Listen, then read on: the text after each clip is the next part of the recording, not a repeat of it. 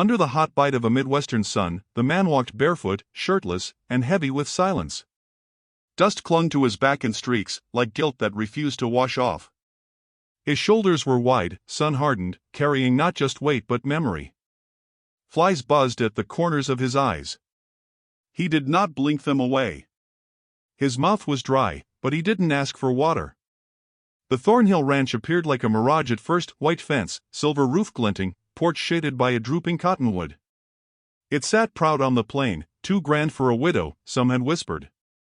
But the man did not pause. He had nothing to offer but himself, and even that felt like too much. He approached slowly, boots tied to his hip by twine, feet bleeding in the gravel. The ranch was still. A rusted wind vane spun slowly above the barn.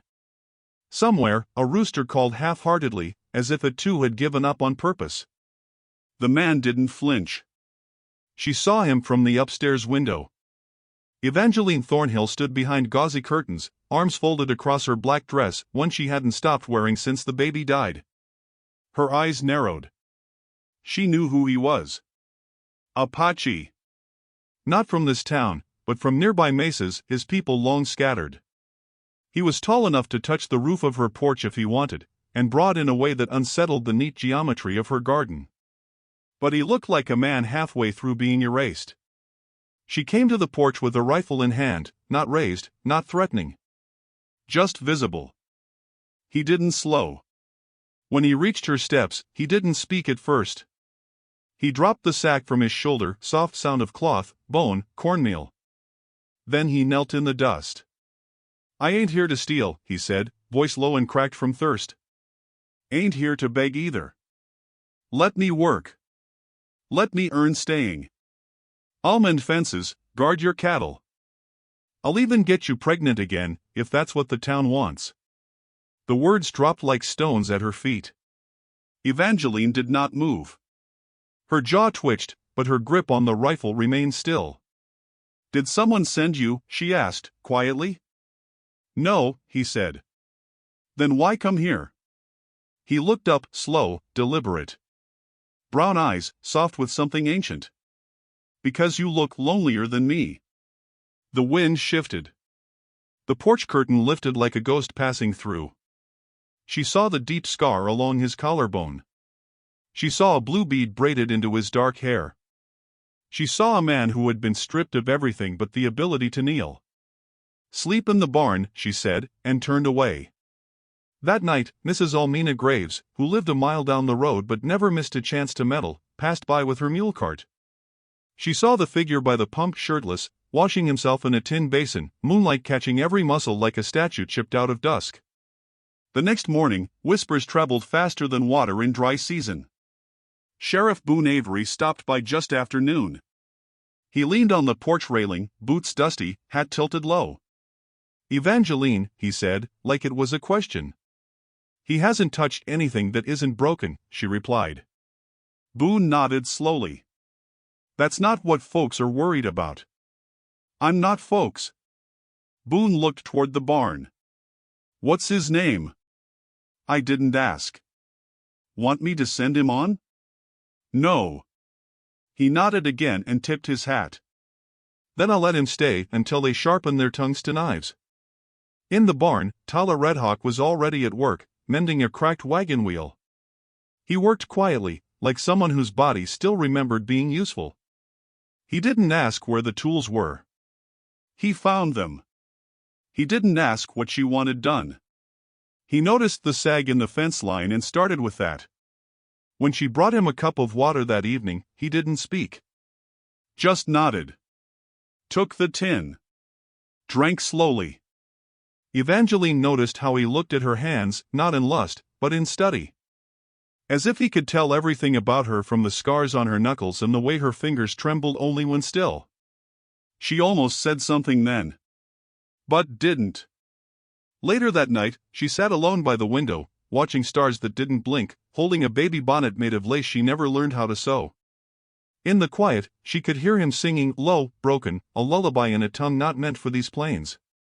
She closed the window. In town, Mrs. Graves gathered a small circle of women outside the chapel. "It's indecent," she hissed. She's letting a savage stay on her land. After what happened to her husband?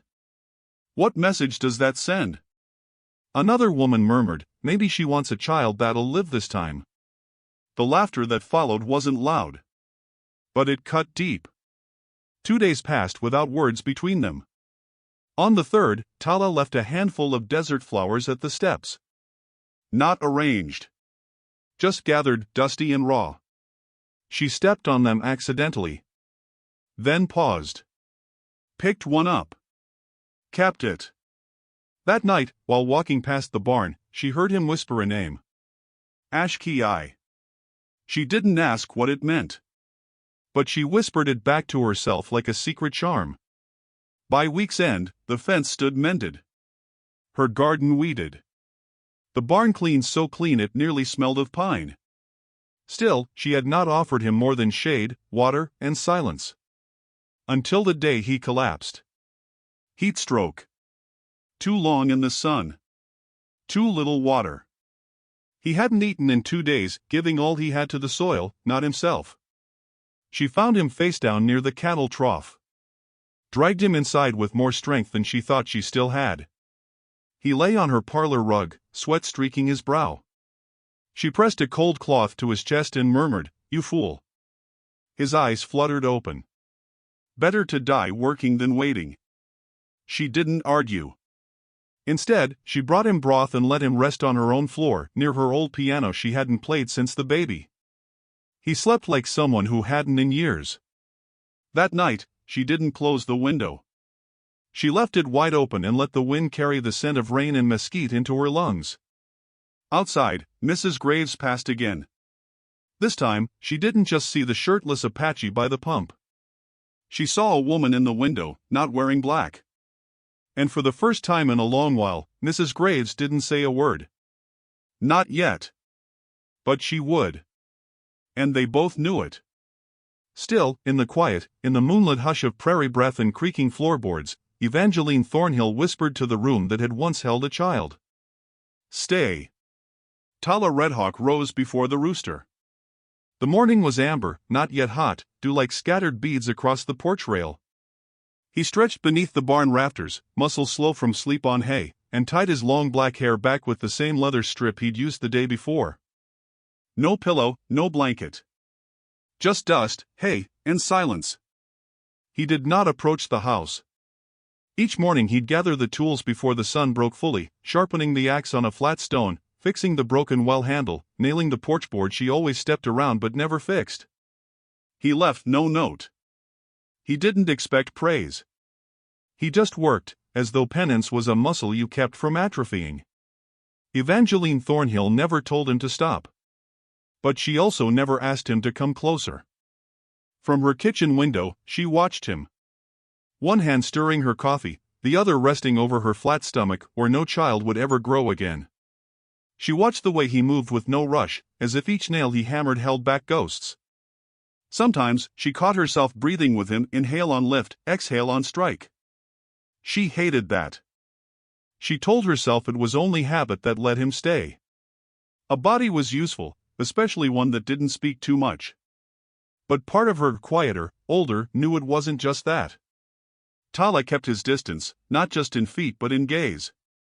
He never stared at her like men did after morning. Never let his eyes linger too long on her wrists, her neck, the loose braid that trailed down her back. He looked past her, to the land. To the sky. As if he feared she'd mistake attention for desire. That, too, she noticed. It was Mrs. Graves who broke the week's quiet. She arrived late one afternoon, face pinched like a sour apple left in sun. Her bonnet too white, too starched. She clutched a bundle of folded quilts like a peace offering no one wanted. "Thought you might need these," she said sweetly, standing on the porch. Evangeline nodded slowly. "Appreciated. I hear you have a man working the place. He's fixing the fence. I hope that's all he's fixing." The air cracked like a whip. Evangeline didn't blink. "I didn't ask for advice, Almina." Mrs. Graves tilted her head. "Just remember, dear. The town's eyes are dry, but they see everything. She left the blankets. Evangeline burned them that night in the back pit. Tala never asked what the smoke was for. Instead, the next day, he brought her wild honey in a mason jar half full, sticky, wrapped in linen. He placed it on the step outside her door at dusk and walked away without a word. She didn't touch it. Not for 3 days. But when she finally unscrewed the lid, her fingers trembled. Inside, beneath the thick gold, was a single cedar needle. That night, she found herself standing by the barn. No reason. Just standing. Watching the curve of his back as he skinned a rabbit, careful and reverent. The moon lit his body like alabaster carved from earth. She looked away before he noticed. Or maybe he already had. In the morning, he repaired the gate latch. Without being told. Later, she walked the fence line and found 3 rabbits skinned, cleaned, and left in the cold box behind the barn. No note. She roasted one that night and ate alone. Still, he remained by the hay. Not too close. Never under her roof. She wondered if it was pride, or pain, or mercy. She wasn't sure which frightened her more. When the rain came, it came sudden and loud. Thunder like hoofbeats. Sky cracked open. Tala did not run to shelter. He stood in it, shirtless, hair plastered to his chest, arms out like branches. She saw him from the porch and, for 1 second, she saw the child that might have come from him. Wild. Brown-skinned. Barefoot and bold. She stepped off the porch. Walked into the storm. He didn't move. She reached up, pressed the oilskin bundle into his hands. "Keep dry," she said, voice low. He nodded. "Thank you." But he didn't go inside. Instead, he sat beneath the barn overhang and let the storm drum on. Evangeline returned to her empty house. It felt colder now. Emptier than before. Her black dresses hung like ghosts in the wardrobe. She took them down one by one and stuffed them in the stove. The fire burned clean. She stepped onto the porch that night in a cotton shift and bare feet. Wind curled around her ankles like a cat. She looked toward the barn. He wasn't by the hay. For a moment, her breath caught. Then she saw him, still awake, sitting near the open door, whittling something by lamplight. She didn't call to him. But she stayed there a while. Listening to the night shave wood. To the wind tugging at the past. The next morning, there was something new on her porch. A small carving. A woman, standing barefoot, her hand held out. Not reaching. Just open. She touched it like it might vanish. And whispered, without knowing why, "Stay close." But not too close. The wind didn't answer. But she knew he heard. The sun hung low and golden, casting long ribbons of light over the town square as the harvest festival began. The banners swayed between buildings, stitched from leftover cotton and dyed with crushed berries. Wheat stalks were bundled at the corners of the chapel steps, and barrels of cider sat sweating beside the bandstand. Children ran barefoot, mouths sticky with molasses. Laughter lifted like smoke. Evangeline Thornhill stood near the edge of the square, alone, arms wrapped across her waist, not from cold but from memory. Her dress was light cotton, cream with tiny blue flowers, not black, not mourning. It had taken her 3 weeks to gather the nerve to wear it. She hadn't stood among people like this in over a year. She hadn't stood beside a man since the grave was dug. Behind her, the crowd shifted. She could hear them, not loudly, but enough. Whispers like thorns brushing against skin. She finally came out her cave. Guess she's ready for another try. That Apache probably picked it out for her. She didn't turn. She didn't flinch. She had come to reclaim something she didn't have a name for, and she wouldn't run. Tala was not beside her. He had not come at her request. He stayed back, near the corral, silent in the shadows, arms crossed, a brimless hat tucked into his belt. He watched her as she moved carefully, not like a woman afraid, but like someone unsure how to walk in a world she had been exiled from. She visited the pie table. Bought 2 apple slices. ate one, left the second untouched. Women passed her with smiles that didn't reach their eyes. One child offered her a corn doll. Her hand twitched. She whispered, "No, thank you." Her voice barely audible. When the dancing began, she stood still at the edge of the dirt square. Fiddles wailed, boots stumped, hands clapped. She stared at the dancers, eyes distant. For one aching moment, she saw herself spinning there, barefoot, laughing. Then the image shattered like glass when a man tripped and stumbled into her shoulder. He grinned. Drunk. A local rancher named Clem Garver, widowed twice, cruel behind closed doors. "Evenin', Miss Thornhill," he slurred, tipping a greasy hat. "You look mighty fine tonight." "Mighty fine." She stepped back. Clem stepped forward. "I bet you're ready for company again." "I'd oblige." Before she could move, he reached for her wrist. And then Tala was there. He did not shout. He didn't raise his hands. He simply stepped between them, still and solid as a tree. Clem's hand fell. His eyes narrowed. "You letting him speak for you now?" Tala didn't blink. "She doesn't need to answer you." The silence that followed was loud. The music stumbled. Conversation stilled. Evangeline whispered, "Let's go." Tala didn't look at Clem again. He turned and walked beside her as she moved through the crowd, straight-backed, chin high, as though the weight of the stairs was wind she could walk through. They stopped at the chapel steps.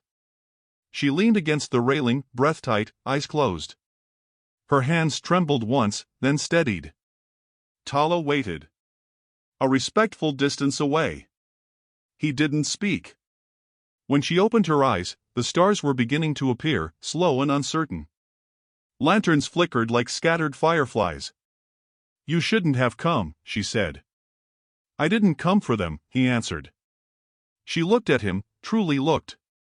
There was no anger in his eyes, only the same quiet question he carried every day. "I don't need saving," she said, softer now. "I didn't come to save you." "Then why?" He pulled something from his pocket. Held it out. A cornhusk doll, simple and rough, but with a small blue thread wrapped around its waist. "She would have been 4 today," he said. Her throat closed. He placed it on the step between them. "I don't want to make you a mother again if you don't want to be one. I just wanted you to have her, even once." She reached for the doll with shaking fingers. Held it like it might breathe. "I didn't forget her name," he added. She pressed the doll to her chest. "I never told you," she whispered. "You didn't have to." In the quiet, the wind picked up. The festival behind them roared back to life. But where they stood, it was still. After a long while, she sat on the step, the doll in her lap. He stayed beside her, not touching, not pushing, just sharing the bench of her silence. A lantern buzzed and blinked above their heads. She asked, so quietly it nearly vanished into the dark, "Would you have stayed even if no one saw me fall?"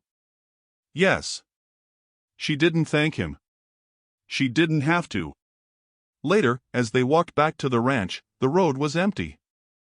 The stars above them were sharp and cold. She didn't speak until they reached the gate. "Tala?" He turned. She held out the doll. "Keep it safe.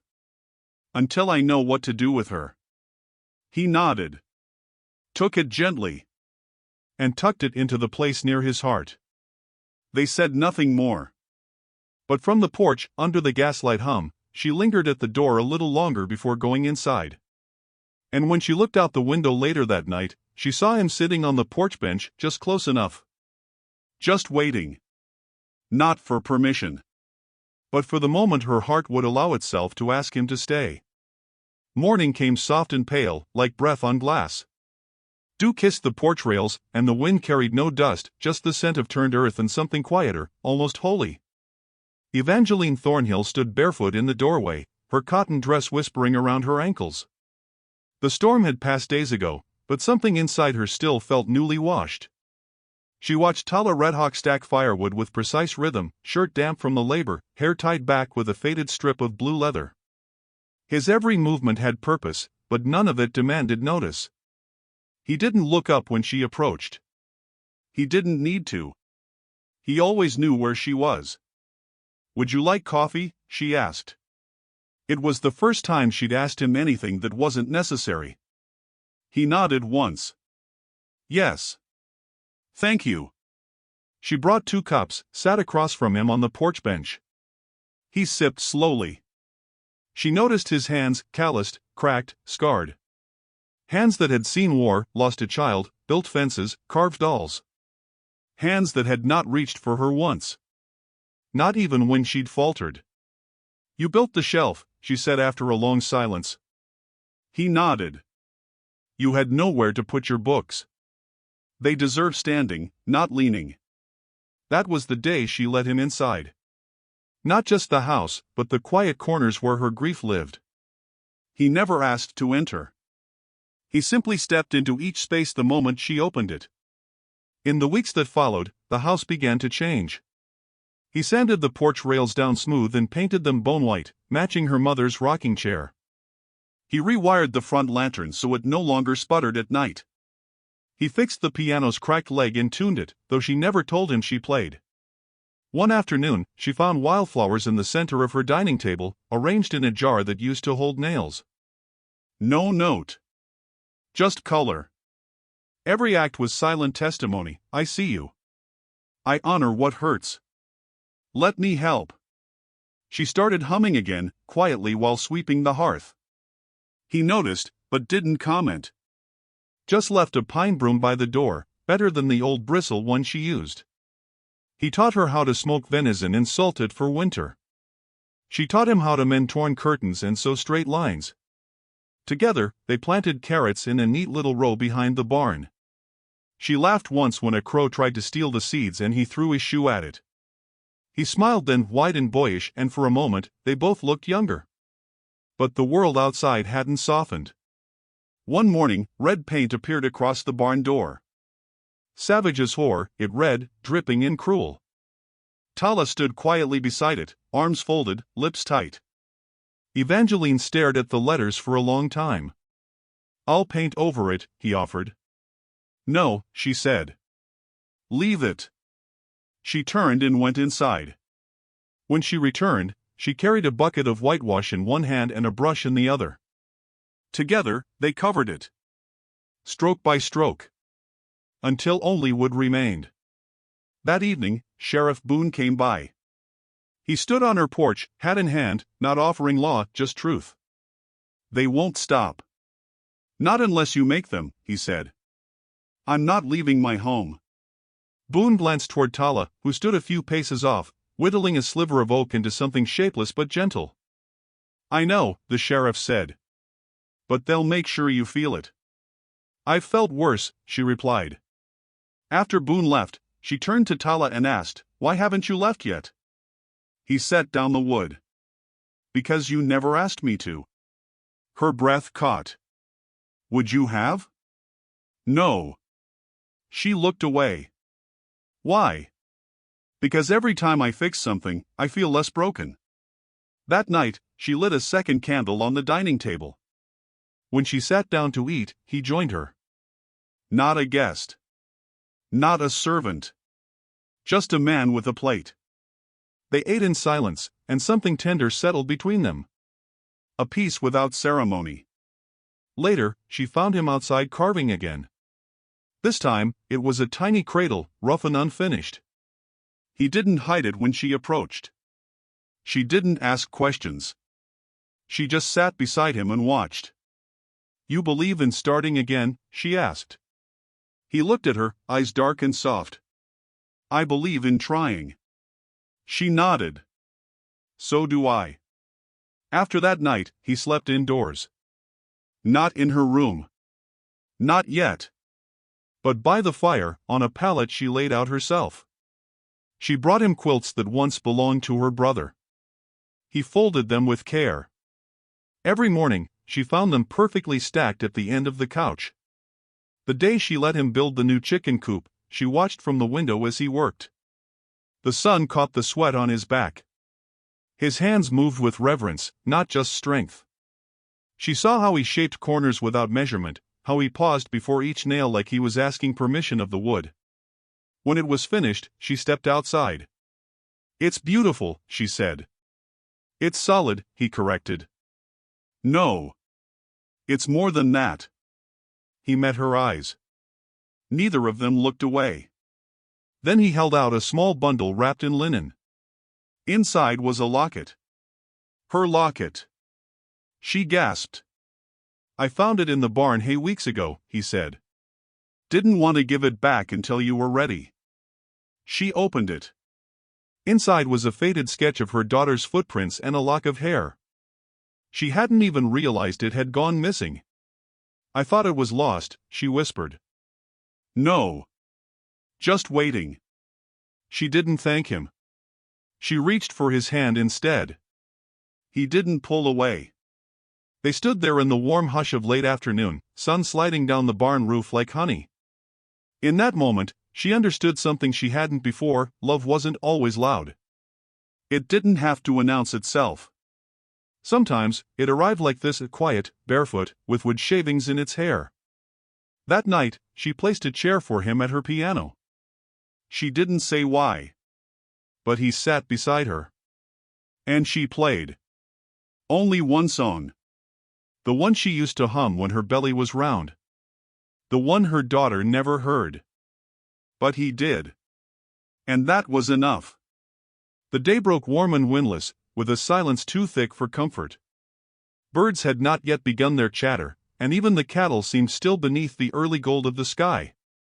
Evangeline stood barefoot at the edge of the porch, her cotton dress fluttering at the hem. The world smelled of pine smoke and tension. Her hand rested on the banister as if steadying herself for something unseen. Tala was splitting firewood near the barn, shirtless, as he often was, the rhythm of his axe steady and unhurried. His muscles moved like something sculpted from silence and long grief. But his eyes flicked to the horizon with every stroke. He'd felt it too. The change. It came as no surprise when they arrived. 3 wagons. 4 horses. 7 men. And a woman holding a leather-bound book too tightly. They came up the road like dust devils, stirring more than they carried. When they halted by the gate, the lead rider, a man in a beige suit too clean for the land, tipped his hat and called out, "Mrs. Thornhill." She did not answer.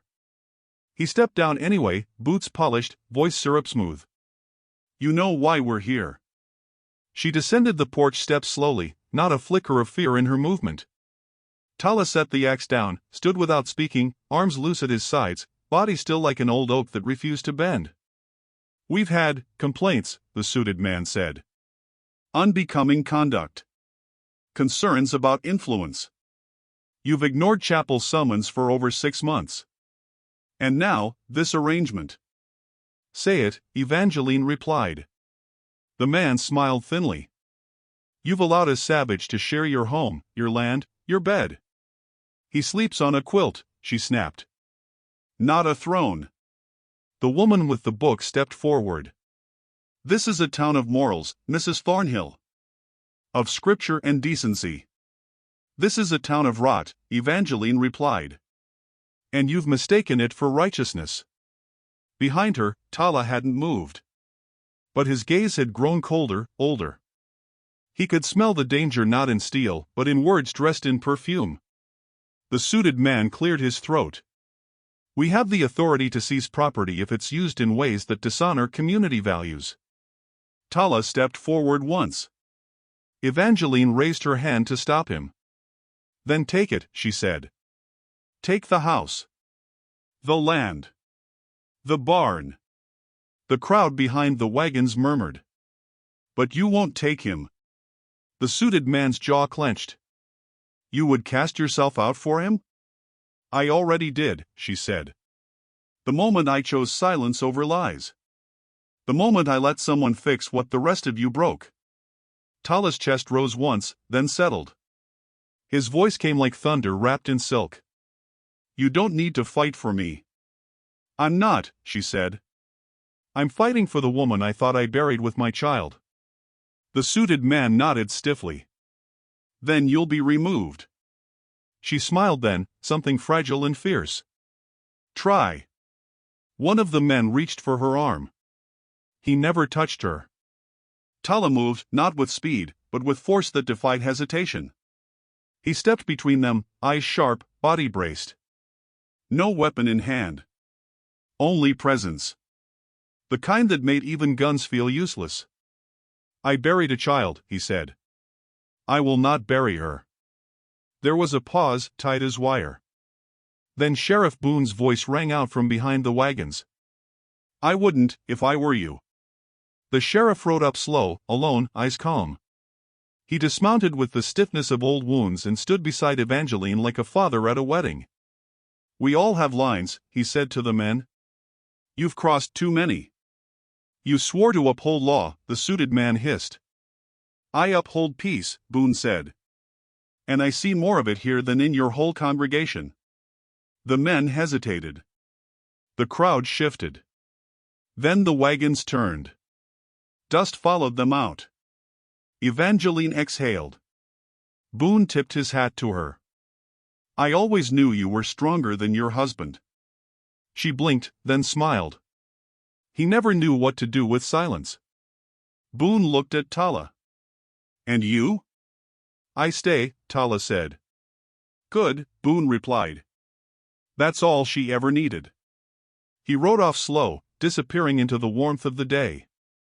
Later, as dusk fell like velvet, Tala sat on the porch steps, a cup of coffee in his hands. Evangeline stood behind him, quiet. You could leave, she said. You're not bound here. I was never bound, he answered. I chose to kneel. I'll choose to stay. She stepped down, sat beside him. For the first time, their shoulders touched. She looked toward the fading sky. Would you ever ask me for something? He didn't speak. So she turned to him, her voice small. Then I will. His eyes met hers. Stay, she said. He nodded. And whispered, always. That night, she laid a second pillow on her bed. No words. Just the quiet invitation of shared breath, shared warmth, shared grace. They lay beneath a sky washed with stars, not touching, but closer than air. And when she placed his hand over her heart, he closed his eyes. Not to pray, but to remember what it meant to be home. Outside, the wind passed softly through the grass, carrying with it the last remnants of fear. And in its place, something simple took root. Not love spoken, but love stayed. And the house, once filled with echoes, now held the sound of two people healing. Together.